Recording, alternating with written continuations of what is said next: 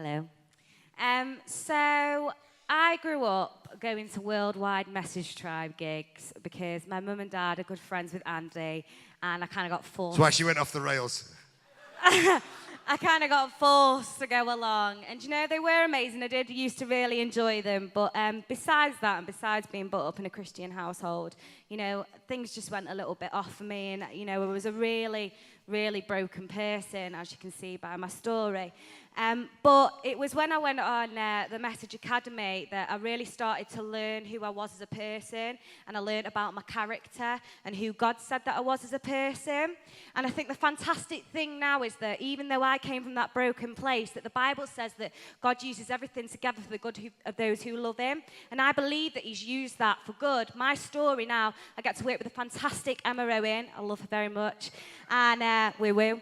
And we go into schools and we tell girls about how absolutely amazing they are, because the media has a clever way of bombarding us with the fact that we're too fat or we're too skinny or that we're not pretty and that we need to be this and that. And with lads that they need to be hench, they need to have muscles. But actually, I want to go into schools and say to them, do you know what? You're perfect exactly the way that you are, because that's how you're designed to be. So that's what I do now. Sorry, rant. Good one. All right. Pass the mic on to Sid. Sid was an Urban Hero Award winner with a difference, because really he was given the award because he was such an amazing Eden worker in Harper Hay, and was doing all sorts of wonderful creative things, particularly with the lads in Harper Hay. But since then, since you won your award, you've gone on to do something a bit different. Tell us what you do, Sid, and what it means to you. Okay. Actually, leaving Eden was hard for me, Andy. I loved the being in one place, you know, with the same people and working with them. But God sort of soon brought me around to the idea of being part of the Eden bus team. And so you'll have all seen the big orange bus outside, and that's our Manchester bus.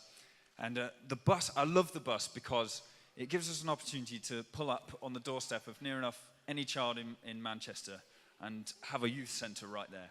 And it started to support Eden. That was the idea. We had all these Eden teams launching, but it was hard to, if you didn't have a base to invite the young people to, or they weren't keen on coming through those scary church doors, to have a place that young people could come to. And we still do that, but we've developed the vision. So a lot of the people that we work with, sometimes it's to plant an Eden team, it's to help launch them. And sometimes we're working with a local church who have a vision, but maybe, you know, they've got 3 young people in their youth group and they're thinking, how can we get to 30?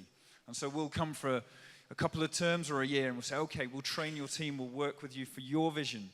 So people often ask me, what's the vision of the bus? And I say, what day of the week are you asking about? Because it's different, you know.